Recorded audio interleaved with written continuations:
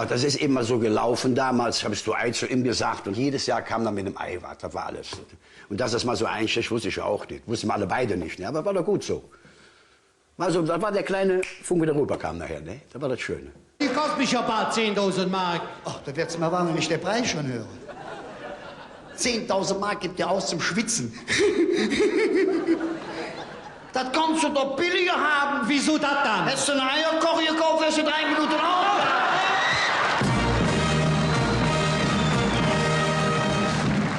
Also ich bin ja nicht von der Bühne weg.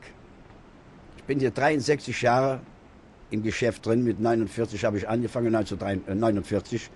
Und habe Musik gemacht, dann Karneval rein und mache jetzt immer noch hier und da ein klein bisschen. Und für mich ist der Karneval auf der Straße immer noch. Mein Humor, den ich habe, den brauche ich, wenn ich morgens aufstehe. Ich kann ja gut aufstehen und morgens nicht. Also um 11 Uhr gehe ich, nach dem Frühstück gehe ich bei uns in den Ort, nach Köln-Sülz. Da triffst du den, da triffst du den und immer lustig drauf. Immer ein gutes Wort drauf haben. Da ist Leid, da ist Freude, ist es alles da. Die Welt ist eine Bühne. Habt ihr keine Betten zu Hause?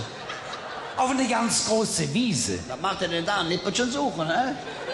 Da lassen wir doch immer einen fliegen. Wir sind so ja mit 20 Mann im Verein.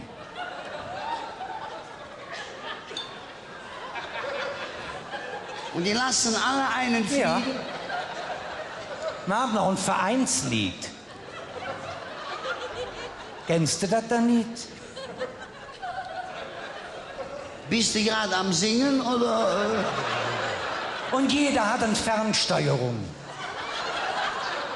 Die sind ferngesteuert. Ja. Ist gerade einer unterwegs von dir?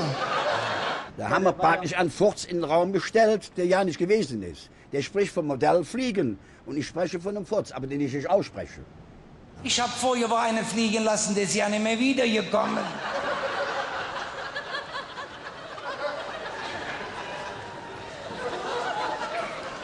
Der war weg, War weg.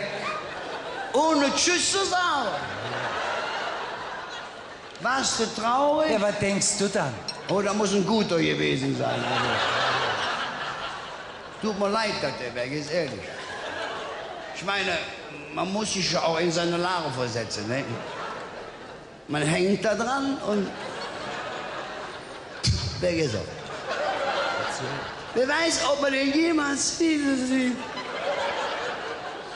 Tut mir leid, dass der weg ist, ehrlich. Hm? Ja, was meinst du dann jetzt? Ich wollte dir gerade einen ausleihen, aber ich kann im Moment nicht.